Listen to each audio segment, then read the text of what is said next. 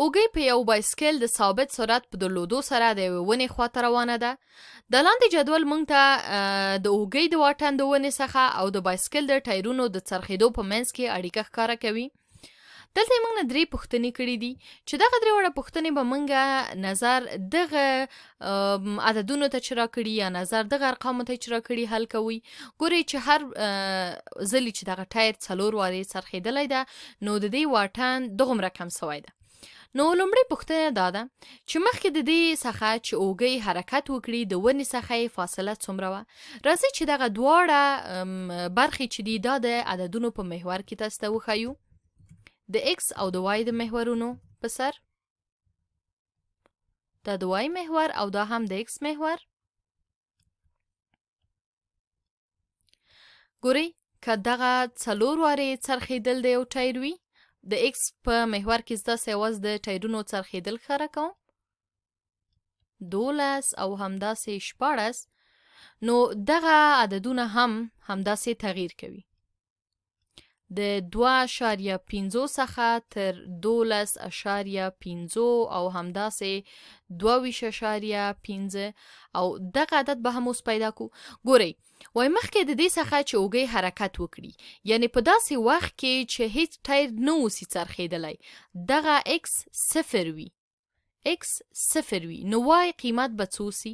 د وای قیمت به څه اوسي؟ وګورئ هر ځلې چې دغه ټایر 4 دفعې څرخېدلی ده نو تاسې ګورئ چې واټن 10 متره کم سوی ده، -10 m سوی یا -10 متره سوی، د 22.5 نه 12.5 ته راغلی. بیا ګورئ دلته 4 دفعې چې مثبت سوي دي ټایرونه، یعنې 4 دفعې نور څرخېدلی ده، نو 10 متره د واټن بیا هم کم سوی. اوس تاسې فکر وکړئ چې دغه د ټایر څرخېدل که منفي وي وبخئ که 0 سي، یعنی هیڅ اوږۍ حرکت نه اوسي کړی، نو دغلته څه کیږي؟ بلکل تاسې ډیر لایقه سوي یاستئ.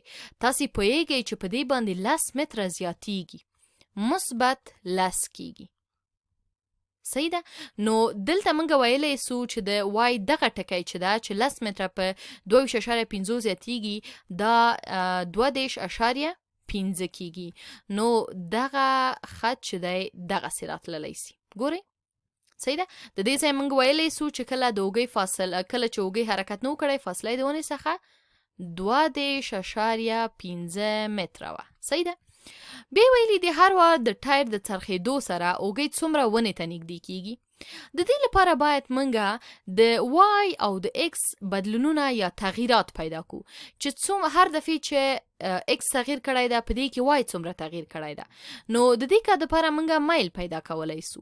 مثلا تاسې فکر وکئ چې دغلته چې هر ځلي 4 وارې یو ټایر څرخېدلی ده نو 10 متره کم سوي دي.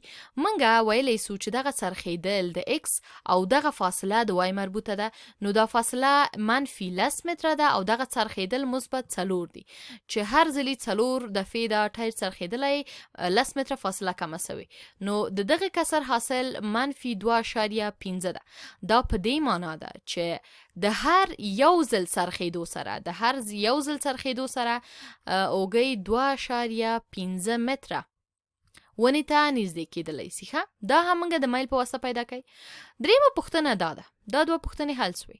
درېیمه پوښتنه دا ده چې د بایسکل ټایر باید څو وارې وڅرخېږي تر څو اوږۍ ونې ته ورسېږي.